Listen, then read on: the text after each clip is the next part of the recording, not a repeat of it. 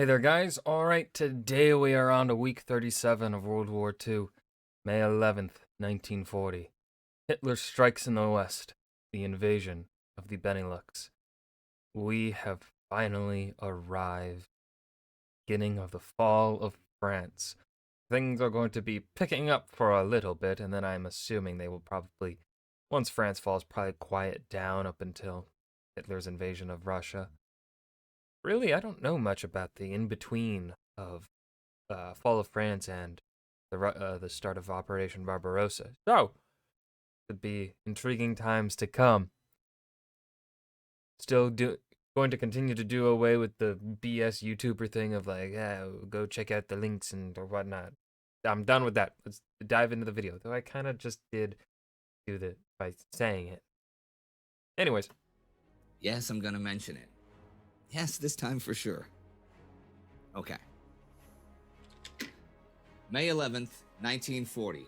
In just some 8 months of this war, we've seen that neutrality is no guarantee that you won't be invaded by a hostile power. And that's really on display this week. For this week, 4 neutral nations are invaded.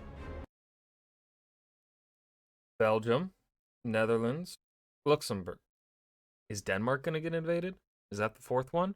I thought they already were invaded. I can't remember. Liechtenstein? Do they count? Do they get invaded? I don't even know. No one talks about little Liechtenstein. Is that the name of that micronation that's in between Switzerland and Austria? I think it's Liechtenstein. Or am I just thinking of the fake last name of Heath Ledger's character in A Knight's Tale? Ulrich von Liechtenstein.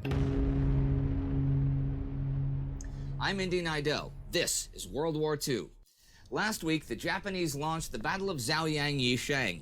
The Allies evacuated central Norway, which the Germans were consolidating, and Adolf Hitler made plans for his major Western offensive to begin this week. Here's what followed. On the 5th, a Norwegian government in exile is formed in London. The Germans are still advancing north from Trondheim in Norway, but Allied troops are arriving at Harstad and Tromsø. Just now, it's Poles and the French Foreign Legion. By the 7th, some 5,000 Polish mountain troops have landed at Harstad, so the Allies have over 20,000 men near Narvik, the Germans only around 5,000. Speaking of Narvik, there is a huge debate on the 7th and 8th of May in Britain's House of Commons, a debate known as either the Narvik debate or the Norway debate. Following a motion to adjourn, the debate is mostly about the multiple failures of the British-Norwegian campaign, which we've seen over the past few weeks. Quite massive failures, and a lot of them. It really showcases, though, the general dissatisfaction with Prime Minister Neville Chamberlain's government and its conduct of the war and the build-up to war period. It isn't just the opposition that is vocal in its critique, though. There's a lot of heat from Chamberlain's own Conservative Party. What effectively is a motion of no confidence is voted on, and Chamberlain wins that 281 to 200.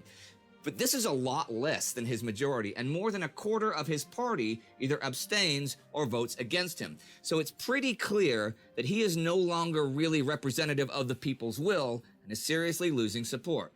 He cannot reach an agreement with the Labour or Liberal parties, who refuse to serve under his leadership, so they can't form an all-party government with him at its head. They are willing to accept another Conservative as Prime Minister, however, and on the 10th, Neville Chamberlain resigns. I sought an audience of the King this evening and tendered to him my resignation. I think this is the first time I'm ever hearing Neville Chamberlain's voice. Wow. His Majesty has been pleased to accept. It seems at first that Lord Halifax, now Secretary of State for Foreign Affairs, will be the new Prime Minister. Most of both the Conservative majority and Labour minority would support him, but he is a peer, so he also sits in the House of Lords. And this is not ideal for a national leader, though realistically it's just a technical issue. Lord Beaverbrook Britain, what the fuck? I'm confused. Has this to say. Chamberlain wanted Halifax. Labour wanted Halifax. Sinclair wanted Halifax. The Lords wanted Halifax. The King wanted Halifax. And Halifax wanted Halifax. That's not really true, though. Halifax does not seem to want to become prime minister. He apparently thinks Winston Churchill is a better choice than he is, and that he can be more effective as Churchill's deputy. In fact, the errors of the Norwegian campaign have been at least as much Churchill's as any others. However, in a wider sense, the responsibility is Chamberlain's for failing to establish a coherent decision-making structure to see that plans were properly coordinated and that subordinates worked sensibly and efficiently. Churchill visits King George and officially takes office as Prime Minister the 10th. A new government is formed in which all the parties have a place, and Churchill is also Minister of Defense. He is also head of the Special Defense Committee, he and the Chiefs of Staff, to really run the day-to-day strategic conduct of the war. Churchill does have some work, however, to do to win the confidence of his own party. There are machinations going on in other nations' leadership as well. On the 8th, Semyon Timoshenko replaces Kliment Voroshilov as the Soviet Union's Commissar for Defense. Soon will come Timoshenko's training programs to teach the Red Army the costly lessons from the Soviet Winter War against Finland. There is more and more tension between French Prime Minister Paul Reynaud and French Army Commander Maurice Gamelin. Reynaud wants him gone, but cannot just dismiss him because he enjoys former Prime Minister Edouard Daladier's support. The quarrel is coming to a head, but it is deferred. Get rid of him.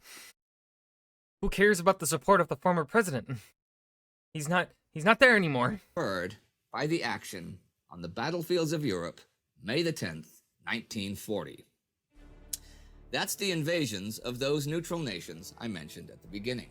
On May the 10th, 1940, Britain invades and occupies Iceland. Oh. Britain doing the invading on one of the four. Okay. Sorry, Iceland. What did you think I was going to say? Anyhow, the decision for occupation comes after Iceland repeatedly refuses to abandon neutrality and allow a British military presence there. The British troops that land on Iceland are mostly Royal Marines, and mostly just finished with their basic training, and they are the advance units of a force that is to set up a destroyer and scout plane base to help the Atlantic shipping convoys, and is also to prevent the Germans from using the island. The British quickly take control of Iceland's telecommunications and broadcasting systems. The German consul and several dozen Germans in Reykjavik are arrested. This invasion and the other... Did the Germans in Reykjavik actually do anything, or is that just, because they're German? And do they get released when, I feel like kind of just arresting people because they belong to one group, even if they do not do anything, and then you set them free, is only going to heighten the risk of them going down the path of being your active enemy, and how that that could have been avoided had you just not arrested them for being German. And this applies for in a bunch of other areas too, where groups of people are arrested because of their ethnic backgrounds. Maybe just don't do that. Don't just arrest people for their ethnicity and cultural backgrounds, even in a time of war. Perhaps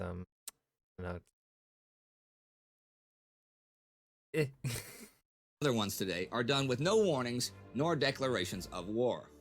For the first few days of this week, Operation Fallgelb, Plan Yellow, Adolf Hitler's plan to invade France and the 3 Benelux countries, is postponed by bad weather, much as it was last fall.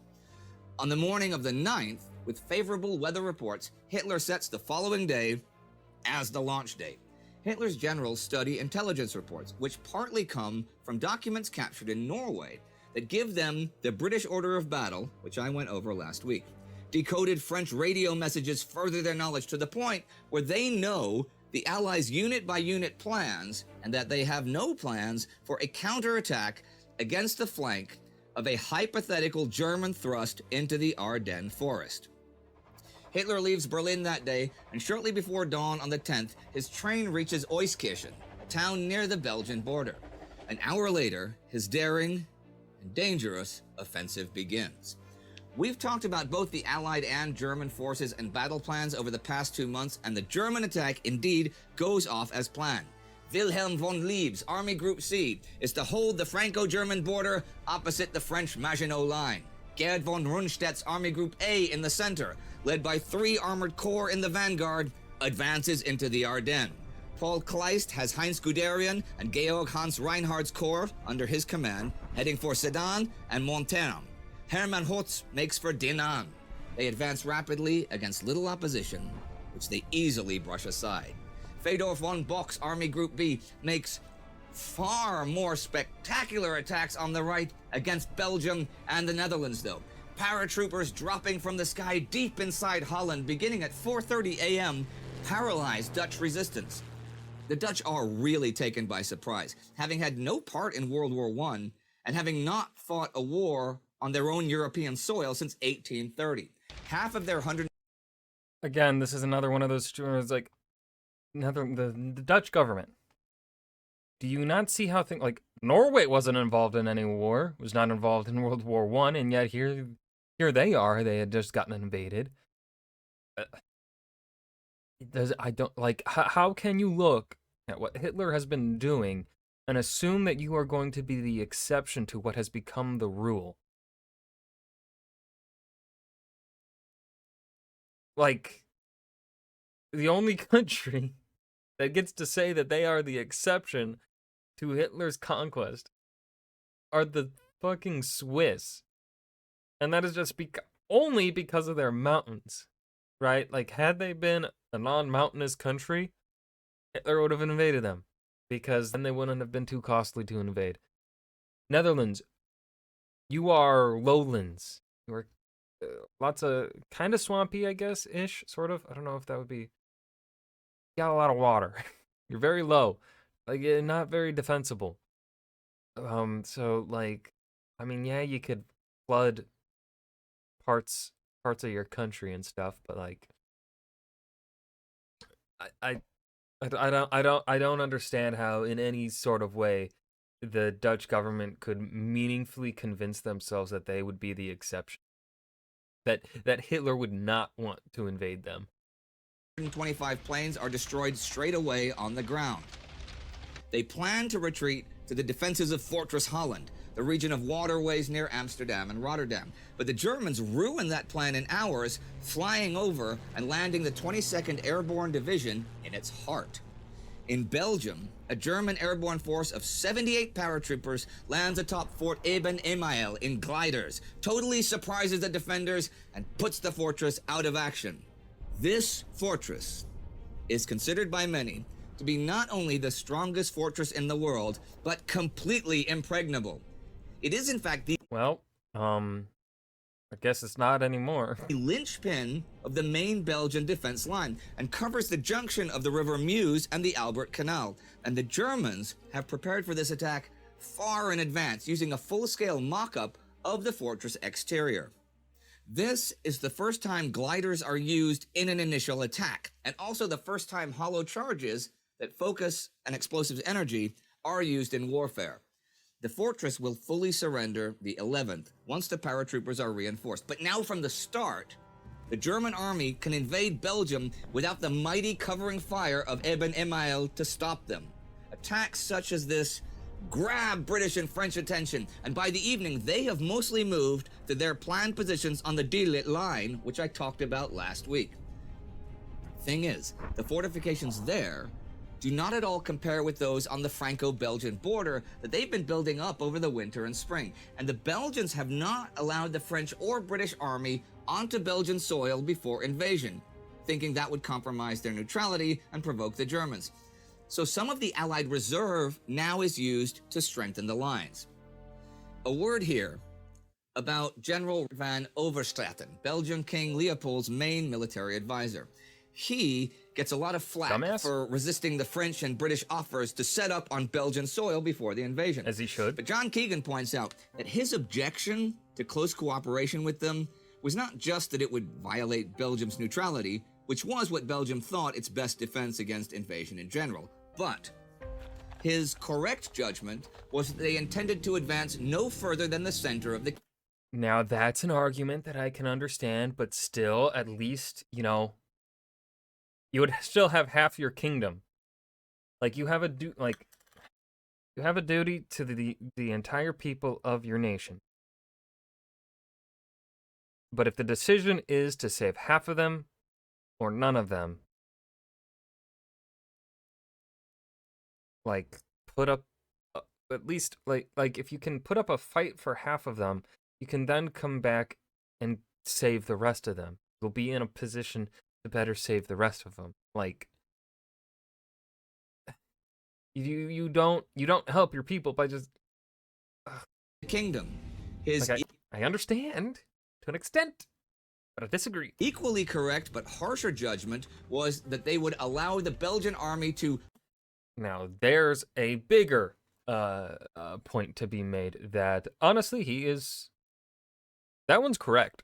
that one would actually probably be the number one decision in like staying neutral and not allowing, because like we see that in Poland, we see that in Norway. The Allies continue to just allow the other people to get the nations being invaded to be sacrificed. And of course, the argument can be made by the people of Britain and France that, hey, like, why die for Poland? That sort of slogan that has been used, I think was used around this time, in regards to sending your troops, your brothers and fathers, sons, to different countries. That is an argument, right? There's an argument to be made there, but again, we have to acknowledge also, though, that the countries of France and Britain are in a position to aid and stop the warmongers, and that in a way you can argue that they have that responsibility because of their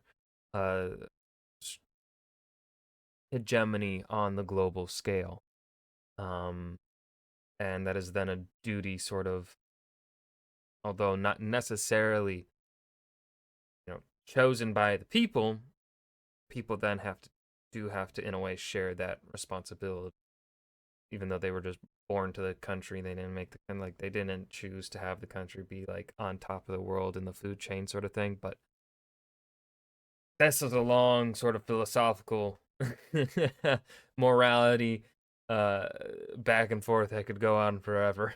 sacrifice itself in its forward positions on the Albert Canal while they consolidated their own behind it on the Dielit line.